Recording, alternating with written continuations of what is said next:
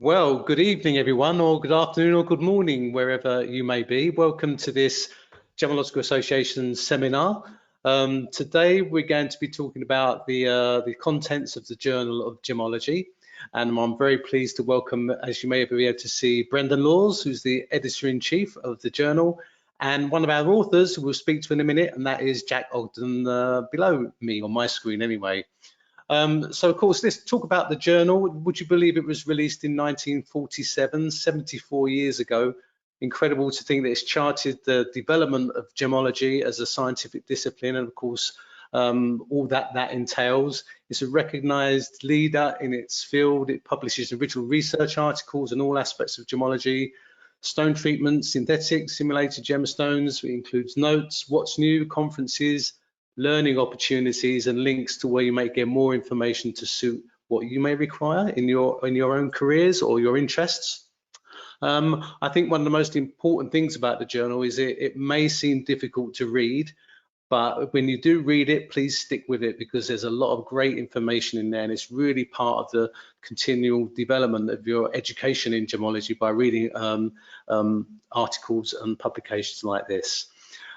Before I pass over to say hello to Brendan, of course, we'll just say that, of course, the journal is now part of the SCIE Citation Index. That's a Science Citation Expanded Index Expanded, which really is a peer review of the journal itself. Now, this index incorporates 9,200 major journals across 178 scientific disciplines. So it's great that gemmology as a science is now included in that index as part of that, the scientific sphere, and it's important because it gives an impact factor. So people who publish get an impact factor. The journal becomes bigger and better, and the impact factor is higher, and that means it raises the science of gemmology. And just as part of that introduction, of course, it is published by GEMA, but also in collaboration with SSEF, the Swiss Geological Laboratory, and also with support from the American Gem Laboratories. Okay, so today we're going to go through some of the feature articles and some of the notes. Brendan, how are you doing? Good? Great. Thanks for having me. Yeah. Great. And now I know it's a huge amount of effort to put this together. One of the questions I was going to ask you, didn't know I was going to ask you, was like, how much effort is it? Well, every issue has its challenges, but yeah, it is a lot of effort. It turns out that we work with a variety of authors from so many different disciplines, and the goal is that we're trying to translate the information in such a way that it can be understandable to a wide audience, and regardless of whether you've had extensive education or background, that hopefully, even though some of the articles are technical, they're accessible, and what the information you need to know, you can get out of it. So that's what we're doing our best. Brilliant. Okay, well, let's go straight into the journal itself. Let's start. We've got Jack Ogden, one of our authors today, who's written this wonderful article on the Black Prince ruby. Now, this is one of the most famous gemstones in the UK, which sits in the crown jewels itself. So, Jack, why did you write this? Well, I mean, well, first of all, thank you for asking me to come along here. And thank you. Congratulations on this great issue of the journal, all the other papers anyway. The Black Prince's ruby, I mean, it's one of the sort of famous gems in the world. And I mean, gemmologists love it because they can show off by saying it's not a ruby, it's a Spinel. And that gives, makes the gemologist proud to show off by saying things like that. To me, one of the things that made me write it was actually irritation, which might sound an odd thing to say, but you get these legends around various stones and historical things that get repeated on and on and on in books, on the internet and everything else. And people don't tend to look back at the origins. They just sort of say, is said to be or is believed to be, which is very sloppy science, really, isn't it? And it struck me that, the Black Prince's ruby, but I mean, what substantiation is there that this large Spinel has any connection with the Black Prince, who was, some of you will know, was the son of Edward III back in the 1360s. So what substantiation was it? It sort of starts really going through the historical documents to try and work out what truth there is there, and can we actually link this stone in the Imperial State Crown, the one that you see in the photograph there, the Imperial State Crown, crown jewels, that beautiful big red stone, can you actually link that back with the Black Prince in the 1360s? I'm afraid the answer is there's no. It's a very appealing story, but there's no substantiation to it. It's not impossible, but there's no reasonable evidence that it is, put it like that. So basically, you destroyed the myth, in essence. Well, no, I mean, I hope I've shed more light on the history of the stone. Or No, exactly. As we said, that is the spinel there, and it does have a ruby inserted into a former drill hole, of course. Yes. Yeah. Exactly. I mean, unfortunately, I never had this in my hands. It's sort of locked up very securely in the Tower of London. I think the only person closely connected with this who's had it in his hands would be Ken Scarrett, who examined it back sort of a couple of decades ago. I haven't had it, but yes, you say it's drilled through. But then a lot of these spinels were, a lot of them came through the sort of medieval Islamic hands, and they were drilled, most of them. And this one's been plugged at the top, and this again, the plugging of gemstones is quite a common thing in the past. And so another article down the line on gemstone plugging, but it's a superb stone. I mean, I might sort of throw in sort of cold water on the long, wonderful myth about it, but it is an extraordinary stone. I mean, nothing lessens its impact as a stone. Yeah, it's definitely one of my favourites. Whenever you go to the Tower of London to see it, it just stands out magnificently, doesn't it? And it's interestingly, it's gold backed, isn't it? It's set on gold, because I've heard that people who have looked at the stone have been really worried about even removing it from its back plate, because it has been slightly damaged as well. Yes, there's a sort of slice off at the back. I mean, it's been very difficult when they did the big catalogue, 2 volumes, I think, was of the crown jewels back in where it was a few decades ago. They managed to get it out of the setting and have a look at it all round. But the back of the stone, they've confirmed, it's been sort of sheared off. The back of the stone, it is damaged, and that's one of the things we sort of look for in the old documents, the old inventories, when they actually talk about the stone being broken. So it's one way of possibly linking it up with historical stones. Yeah, and you did a computer render of it, which is fantastic. There, everyone can see that what it may look like if removed from its mount. Yes, that's kind of artist's impression. There's a little bit of poetic license there, I think. That's the best I could do to try and get an idea, because obviously one couldn't get a photograph of it out of its setting. I mean, there must be photographs of it around, but it's not something I can get hold of. So here we have it, a sort of an artist's sort of version, inspired by the stone. Yeah, and I think that when you mentioned in your article about a guy called Younghusband, fantastic name, who was the keeper of the tower, wasn't he? And he wrote the first sort of waxed lyrical about the inventory, and he went through the archives, and he unearthed a huge amount of poetic license about some of the stories of the object. And you can see this was made in 1740, and on the left there's an image of it from a painting. It's the oldest surviving crown, I think, and there the Black Prince ruby spinel is right in the middle there, taking pride of place. And, yes, this is the first coloured representation of it. Yes, of it. This is where you can really say, yes, that's the Black Prince's ruby. Yes. Yeah, and of course, what happens, as we know, is as the successive monarchs and rulers come along, they take out the stones and put them in their own crowns, and fantastically, they still keep the old crowns in the tower, and you can still see this today, what it did look like. But the plate here where it did once sit. Yes. Yes, I mean, what I'm not sure. Yes, I suppose that's the gold plate that was behind it, I assume. Yeah. There, yes. And the lovely the mound, the great so-called aquamarine stuck on the top, which is another thing that deserves a bit more study one day. That's great. Yeah, that for our viewers, this was an aquamarine at the top of the Monday here, and that was an aquamarine. But when I think it was James II who found out it was a paste. So they instantly removed it. So even then, someone had either swapped it or they've been duped somewhat in aquamarine and paste. So that's really interesting. Yeah, but always article. Carry on. Sorry. I was going to say, there's always been imitations and copies of stones. I mean, for sure. It's part of the history of gemmology. Yes. And so tell us about this image, the Black Prince wearing the gem question mark. I mean, the sort of term Black Prince's ruby comes so naturally to the lips now, particularly gemmologists, but the idea that the Black Prince had anything to do with the ruby and that the ruby was anything to do with the one in the crown jewels only started in the 1760s.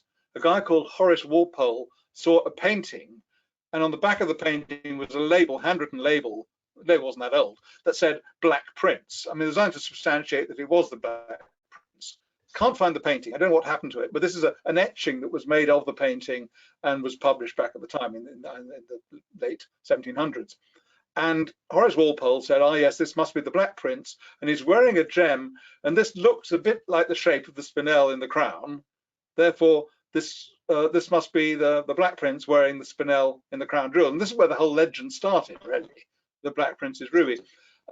Almost instantly, people said they didn't think the portrait was of the Black Prince, maybe even a bit later than his reign. It doesn't look like him, and what he's wearing, wow, this tunic with a rampant lion, looks far more like a sort of Scottish than an English.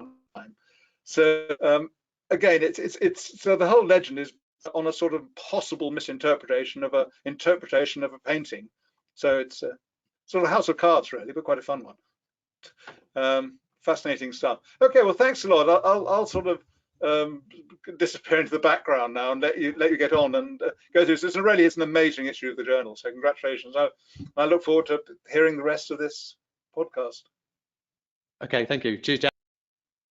Okay, good. Now I can hear you. There was a choppy connection there for a minute. So yeah, this next article talks about this emerald deposit. It's a bit choppy. Yeah. It talks about this emerald deposit in China, which is, interestingly, it's located not too far from Afghanistan and Pakistan, where we have other emerald deposits. And in particular, the Afghanistan deposits are interesting because geologically, they're quite similar to Davdar. And it turns out they're very difficult to tell apart, as we'll see in this article. So what we have here is just an example of some of the emeralds on the upper left. And then on the lower left is a picture showing just a talus slope of the mining area. And right in the middle there's an outcrop and a small tunnel that goes in. And that's where they did the excavating. So it's like we're having a little problem with our connection here. So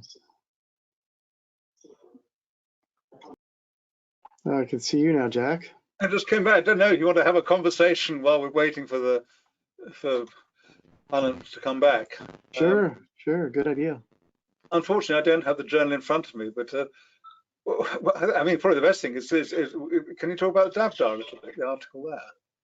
Yeah, well, if it's an amazing find. Yeah, assuming people can hear us. The Davdar Emerald deposit was actually found several years ago. It's nothing that's particularly new, but this is the first time that we've had some authors go there and do a detailed gemological study that we're aware of. And they did a nice comparison of the emeralds with some of the Afghanistan emeralds too, looking at the literature. And for laboratories who need to do emerald origin determination, it's a bit of a challenge because, as I was saying, the geology of this deposit is very similar to the Afghan emerald deposit. Both of them are hosted by metasedimentary rocks, which is different from most emerald deposits in the world, which are associated with pegmatites and mica schists. And they tend to be where many of the commercially important deposits are located, like in Brazil and Zambia. Colombia being the exception in that it's hosted by a black shale. In the case of Davdar, there are these metasedimentary rocks that have veins of carbonate and quartz that are hosting the emeralds, and those veins are very similar to like what we have in Afghanistan. The miners follow the veins, and once in a while they'll open up and produce these beautiful emerald crystals. They tend to be excellent color, and although not large, some of them have really good clarity and are excellent for gems. So that's just an overview of the material and what it looks like. The inclusions are fairly also interesting because they do actually have three-phase inclusions in these emeralds, similar to Colombia and other places. Maybe you were aware of that as well? Yeah. I mean, I'd heard about that. It sort of worried a lot of people because just sort of people who just look at an emerald with a loop and see three-phase inclusions and immediately say, oh, it must be Colombian. This sort of scares them a bit, I think. Yeah, but there could also be some interesting historical implications of this. We were talking yesterday a little bit about some of these early emeralds with three-phase inclusions. Yeah, oh yes, yes. I mean, I remember many years ago saw a couple of intaglios, emerald intaglios, that were supposed to be Roman, and they were condemned as fake at the time because they had three-phase inclusions, and therefore they must obviously be Colombian, and the Romans didn't get to South America. But it's not impossible that these, the Davdar mine, I mean, that's very close to the traditional silk route. I mean, it's only, as far as I understand, a few meters away from the road.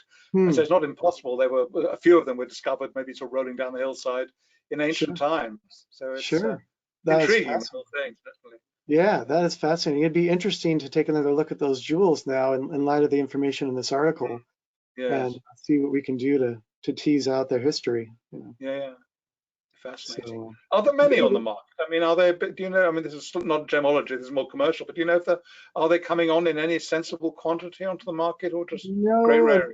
They're not coming on. In fact, right now the deposit is idle. Due to the fact that it's near some sort of a nature preserve, and the government has temporarily closed down mining, and I guess there's an interest someday in getting some permits to look at resuming activity there, but for the time being it's just laying dormant, and there's been very little work done. When you look at that one picture, for example, it's really an area full of talus slopes at quite high elevation, and there hasn't been a lot of commercially significant work. There was a few years ago some bulldozers brought in and some trenching done and some exploration activities, but the amount that was produced was fairly limited, and most of it is held by one person who is holding her stock just to release onto the market slowly, and mostly into the domestic market in China. So we don't see too much of it here or at international gem shows. Brilliant. Oh, thanks. The crystals, as we saw in the picture there, they commonly are zoned, and what we typically have is a situation with the cores being paler color and the rims being a little bit darker, and that's because they tend to be enriched a little bit more in chromium and somewhat in iron. Yeah. So now we can see the picture there. Yeah, slide. The next slide, which sort of came up briefly, showed sort of a cross-sectional analysis. Yeah, now here's where we have the authors were looking at, yeah, they were looking at the chemistry across these emerald crystals, and so on the left in particular, you can see well-developed trends with higher contents of iron and chromium in the rims compared to the core. So, and if we can go to the next slide, not sure if we can advance. Yeah, okay. So we'll just continue on now. We'll go on with the next article. This is dealing with Spinel from 4 important localities. The Spinel, actually it looks like, yeah, the Spinel crystals or specimens that were used by the authors for this study are all shown in this picture. And they use 60 samples total from 4 different localities. So the ones from the top there are from Myanmar, and the next row below that is Tajikistan. The next row below that is Tanzania, and then at the very bottom we have Vietnam. And these are samples that the authors got from the international gem market, and they may not be entirely representative of what's available at a given time from a given locality. So, but it's a nice approximation of what we might expect material to look like from those different localities. And so they performed a multi-dimensional study looking at the internal features as well as the spectroscopy and the trace element chemistry to see about the possibility of differentiating spinels from these different localities. So maybe we can go on to the next slide. Yeah. Oh, have we got Alan back? Good. Welcome back, Alan. Can you hear me? Yes, we can. Sorry about that. I had a critical error came up on my screen and everything went crazy. Well, we're glad you're back. Well, I'll back out again now and leave you guys to it. All right. Thanks, Jack. In the back. No, pleasure. Fascinating. Thank you. Thanks, Jack. Okay, Alan, so we've moved on. We covered Davdar in your absence, and now we're looking at the Spinel from 4 important localities. Okay, mate, I'm just rearranging my screen because it's all hidden at the moment. Okay, so we're on the Spinels, yeah? Spinels now. Yeah. So these inclusion photos are showing some of the most common inclusions in the Spinels that the authors studied. Apatite and graphite were found in samples from actually all the localities. So they were not necessarily differentiating certain localities. There were some inclusions that the authors mentioned were important for differentiating localities. And for example, there were some dislocations, needle-like dislocations in Vietnam and Tanzanian spinels that seem to be indicative of origin. These in particular are not. So the authors went on next slide to look at the UV vis spectra. There it is. Oh, yeah. And being that these are all pink to red spinels and have similar origins of color, they found features related to chromium, vanadium, and iron in all the samples. Nothing particularly unique within the spectra here. Yeah, as I well. suppose what I noticed about this one, Brendan, was a huge absorption for the chromium, you know, from the Burmese, the Myanmar. You know, really good absorption there. You know, giving maybe resulting colour. Yeah, as we saw in the samples, they did tend to be a little darker pink to red especially than the Tajikistan stones, which were more. Yeah. But the most interesting part of this study was looking at the trace element chemistry of these samples. And in the next slide, we'll see how the authors approach this. When they just analyzed the samples with laser ICP-MS, where they could get all the trace element data, there was still some overlap between the localities. But what they did is they selected 7 elements that appeared to show trends in having increases or decreases depending on their locality. And they put these elements through a computer statistical procedure called linear discriminant analysis, which looks for trends in the elements on a multivariate way. So another word for this is multivariate analysis. It's a very powerful way of teasing out trends in groupings in elements when you look at them all together as a package. And by doing this in this reconnaissance study, they were able to come up with some very nicely grouped clusters of chemical data for each of the 4 localities. As you can see here, on the left is a 2-dimensional plot, and on the right is a 3-dimensional plot. This is really interesting, Brendan, because we are more used to those trace element diagrams that have quite some cases overlapping. But using this sort of statistical functional analysis, you really do separate out the individuals, don't you? Even in a 3D space. Yeah, it's really interesting technology. And this is something that is being used more and more in gemology. We actually had another article on this on peridot from China that appeared a few issues ago in the journal, and they did a similar thing. And now I've got other articles in process for future issues where the authors are doing more of this multivariate studies on trace element data. So I think we're going to be seeing more and more of this as time moves on. So I think what was nice about this article is the authors also mentioned that with all this technology, they still see this as complementary tools, and you should always include the usual characteristics like the chemistry, the inclusions, what you see with it observationally as well. Absolutely, it's a whole package. Okay, good. Well, we better move on here and go to the next article. Oh, this looks good. This will work great.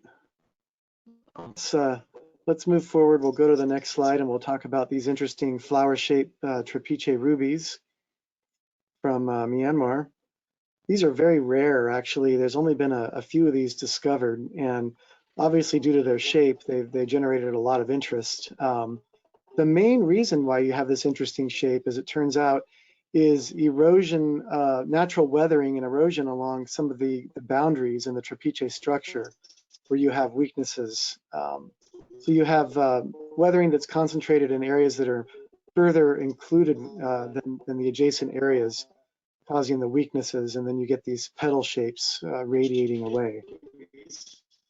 Originally, people thought that these structures or this peculiar shape was a result of a multi-generational formation of these crystals, so that the crystals formed in the core first, and then were overgrown by another core layer, and then finally overgrown in a third growth generation by an outer layer. But the authors of this article did a really detailed study to determine that these crystals actually all the different zones in the crystals formed simultaneously. And what we're seeing is a result of sector zoning in the crystals. When they're then sliced, you see all three different zones in the slice that grew at the same time. And then, as I mentioned, the erosion causing the peculiar flower shape of the trapeze rubies. If it's possible to go to the next slide, maybe I can keep talking about what the authors found here. There we go. So on the left, you'll see a cross section of one of these where you have a gray core in the very center, and that's overlain by an outer growth layer in white, and then the very exterior growth layer is in pink. So you've got these three layers.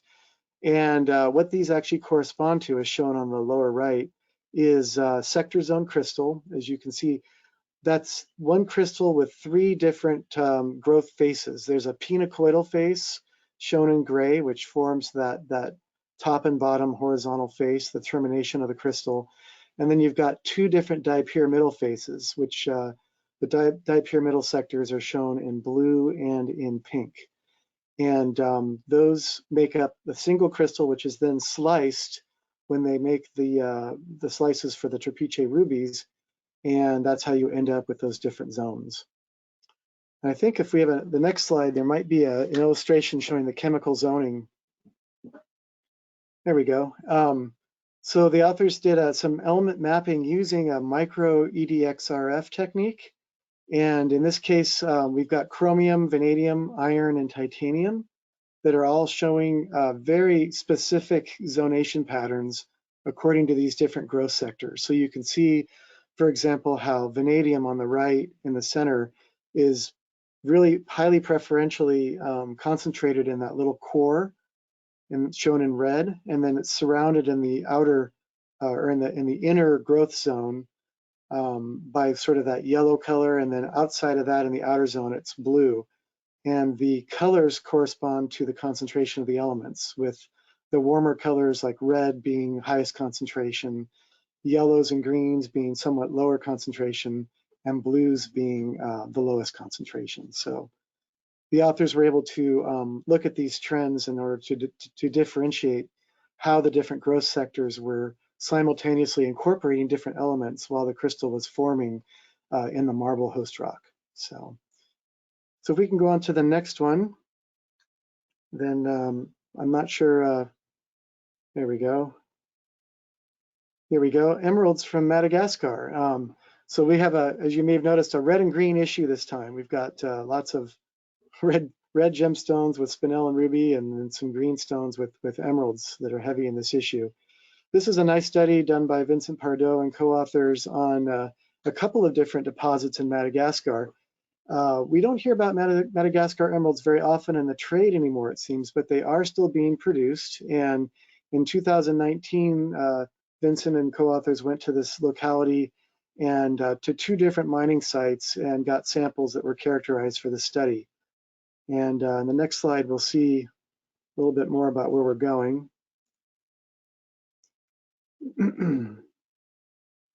So this is a geologic map. The red areas, this is in eastern Madagascar, and the red areas are these granite type bodies, and these are intruding into a variety of metamorphic rocks. And the emerald deposits, which are shown in the star shapes, tend to form near the borders between the granites and the metamorphic rocks, which makes sense because emeralds tend to form where you have the coming together of two incompatible elements in nature, and that's chromium, which colors the emeralds green, and beryllium, which is responsible for making the beryl itself. Not common for those emeralds to form together in nature, so where you have these rocks coming together in these dynamic tectonic environments, you get emerald formation if you're lucky. So What we're going to do is look at two different deposits, one in the north and one in the south. As you can see, there's two different main clusters. And the next slide, we'll see if we can have a look at some of the emeralds from these deposits. Okay, first of all, we'll look at the a mine view. This is one of the mines. Nice drone photo showing an overview of the mining camp in the foreground. And then in the background on the right are some of the old mine workings. And then the upper left is another area, Scar on the Hill, where they're doing some work presently. Next slide. Okay, so here are some of the samples that the authors obtained. And as you see here, the names for some of these deposits are not easy to pronounce. Ambodivandrika and Ambatomeneno, I guess is how I would infer these to be said. The emeralds from these two localities do have some significant differences. Just as you can see on the right-hand photo, the ones from the first deposit tend to be a little darker than the ones on the right. And as it turns out, the inclusions between these showed some differences as well. And there were also some subtle differences in the trace elements. On the next slide, we'll see as well that there's some differences in the UV-Vis spectra. And so here we've got iron and chromium features, which are stronger in those darker colored emeralds from Ambatomeneno as compared to the paler emeralds from Ambatomeneno. So it was a nice study showing that the features overall, these emeralds are very consistent with schist-hosted emeralds. That is the type of emeralds that form typically in biotite schists adjacent to pegmatites. And further, that we can differentiate emeralds from specific deposits even within the same district by doing detailed work on their chemistry and inclusions and other features. So we'll better move on now to the next article. We're going to actually transition to the gem note section now, where we have a variety of short notes covering different features. Here we have the tourmaline with cassiterite inclusions. This is the first time that tourmaline has been documented with this type of inclusion, cassiterite being tin oxide. And tin is one of those incompatible elements that is sometimes enriched in the late stages of granite pegmatite formation. But for some reason, we don't see tin coming together with tourmaline very often. And this is the first time that's been documented with the inclusions in the actual stone, rather than having crystals of cassiterite occur in the same pegmatite. Next slide. Here's a nice photo on the left showing what the crystals look like in the tourmaline. They form these rounded octahedrons. In this lighting, they appear kind of dark color, dark gray, but if you were to use transmitted lighting, they actually have a nice, almost a deep red transparency to them. And on the right is a backscattered electron image taken with a scanning electron microscope, showing how the crystals stand out so much better than against the tourmaline host, because they have a higher overall atomic number. They're heavier in their element composition, so that they show up on that type of imagery. Better move on to the next image now, next entry. Oh, we got you back now, Alan, I see. Can we hear you okay? Yeah, no, I can hear you, good. I just want to apologize to everyone like that. Again, my computer crashed when I tried to share the PowerPoint, so now we've got it running off this, it should be fine. Okay, very good. We'll I keep just it saw you just showed the cassiterite, yeah, in the yeah. That was a really interesting piece actually, because one of the things in my notes I wanted to say like this, they thought the crystals were octahedral, but when you actually look at them, they're actually tetragonal, because cassiterite is tetragonal. And when you get prism places, they can be truncated. They look like octahedrons. And I suppose because tin is one of those, it can be a trace element, can't it? But of course, when there's enough of it, it can actually form crystals. But I would presume these were inclusions that already existed that may got caught up inside the growing tourmaline, a protogenetic inclusion, I would imagine. Very possible. Yeah, very possible. Yeah. You know, one of the main places they find cassiterite and pegmatites is in Namibia, and they do get a lot of blue tourmaline from Namibia. So it seems likely to me that this is the source of this tourmaline. So yeah, great stuff. Well, let's go on to the next gem note. Alan, do you want to say anything about Saudi emeralds? Yeah, I know. I love this one. I thought this is great from Cara and Bear, wasn't it? Yeah. Hmm. I mean, what's amazing about this, when you look at this, you think, well, it's a nice emerald, and it's set in gold, and there's 2 diamonds either side, so you think high end. But of course, I had a really good close look at this, and it was what is termed a Saude emerald. Now, usually Saude emeralds are 2 pieces of an imitation of emerald, 2 pieces of maybe synthetic spinel that are glued together with a green layer in the center that gives you color.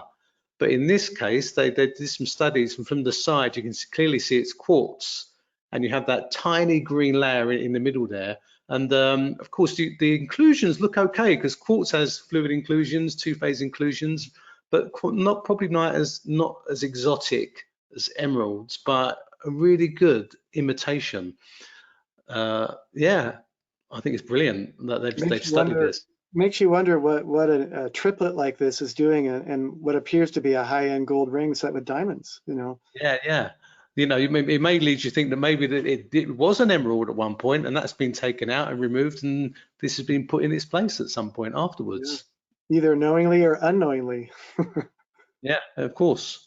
I think on the next slide we have a picture of the UV-Vis spectrum, which is so diagnostic in the color. It's just fascinating here because the color of this triplet is a really good match for emerald, actually. And as we can see in the spectrum here, you've got this beautiful transition window just above 500 nanometers, which is responsible for that emerald green color. But a typical emerald is shown in green. This is caused by the deep trowel between the peaks formed by chromium and iron and vanadium. Whereas in this case, the dye has a much different absorption spectrum with just this broad feature around 730 nanometers, this absorption that's causing this transition window right in the same area that you would expect for emerald. It's amazing how through our eyes, we can see much more here, obviously with the absorption. But even that broad peak, but it's that 520, isn't it? Around 520 there. That's the key. That's the main. It gives you the same color. That's the window that's really making close. Yeah. Good. Well, should we move on? Yeah. Okay. So maybe you want to talk about what one of our tutors have been up to. Yeah, some of our tutors, apart from teaching, they always keep up their eye in, so to speak. And there's a new use for our old friend, the Chelsea color filter. Charlie Bexfield has been using this to look at cobalt glass in sapphires using the CCF. Now, here's a novel way of looking at things using your hand lens and then your CCF, and then putting the stone on top of a torch or under the microscope in this. And really, it was used initially, the CCF, to do rapid scanning of parcels. So you're looking at that chromium absorption transmission. So look for red stones, which might think that for green stones, if they appear red through the filter, you might have an emerald. If they're not, then it isn't. So it's a good scanning facility. I think if we go to the next slide, maybe this is the older PowerPoint we have, but we did have a picture there. You look at that, all these sapphires, and you can see that red stone right in the center there, which distinguishes that it has been cobalt glass filled. Mm-hmm. So this new technique is much different than what we're seeing here. Is a typical view through the Chelsea filter, where you have your stones illuminated from above and you're looking through the Chelsea filter at your parcel. But if we can go back to the previous slide, what Charlie developed is this method of using a magnification in combination with transmitted light to look at these cobalt glass-filled sapphires. And this is a very clever way of detecting whether they've been filled with cobalt glass. Maybe we can skip ahead now a couple more slides, and we'll see an example of what these look like through the Chelsea filter with this technique. One more. There we go. So these are some synthetic sapphires on top, which have been filled with cobalt-bearing glass. And on the bottom, this is how they appear through the Chelsea filter using this technique. And what we're actually able to see is the degree of glass filling based on how much of the stone appears red when viewed with magnification in this transmitted light. So pretty clever technique using a very accessible gemmological tool.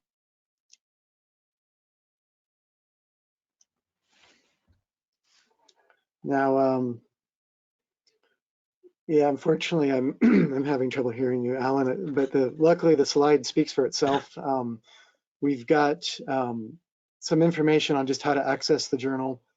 For those of you who aren't members, you can access up to the most recent 2 years through the archives, whereas members can access all issues online up to the present time. And you can see these PDFs on all platforms, easily downloadable. And we also have available searchable index and subject bibliographies, which, by the way, were just updated in the last couple of weeks. We updated them through 2020 with all the issues. So if you have research you're doing on a particular subject, easy to look it up in our searchable PDF. You can download that for free on the website. And also the bibliographies, if you have a certain subject you're looking at, like, for example, you're looking at emeralds or tourmalines or starstones or anything that we might have a lot published on. We've compiled lists subject specific that you can download, and all the different articles we've ever published and the history of the journal on those. And of course, we have the data depository if you're looking to dive deeper into some of the articles that have content such as additional photos, video clips, data tables, variety of different content you can download for free on the website as well that accompanies some of the articles where the authors have made that data available. So, and I hope you enjoyed all the information that we had in this issue. These were just some of the highlights. Of course, we have much more in every issue, and we look forward to bringing you another informative issue. Probably in mid-March will be the next issue coming out. So thanks again, everybody. Signing off. Take care.